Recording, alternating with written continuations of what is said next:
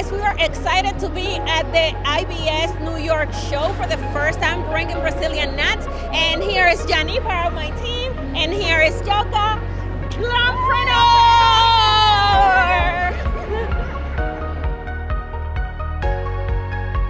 Hey guys, how are you? My name is Dion Hughes. I'm out of Richmond, Virginia, and I am a student of Jamie, the salon owner of Salon 809 and glampreneur, empowering our dreams.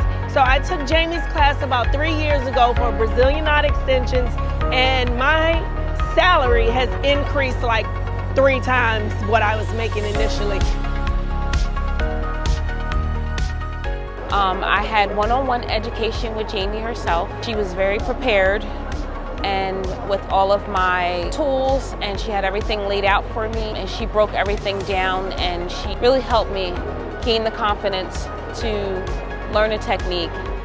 So I encourage each and every one of you to check Jamie out to educate you on the Brazilian knot extensions. I'm also wearing the extensions, and as you can see, they have a lot of flexibility and it feels so natural. I can like pull it up in ponytails, you know, half up, half down. Very easy, beautiful, soft and natural flow.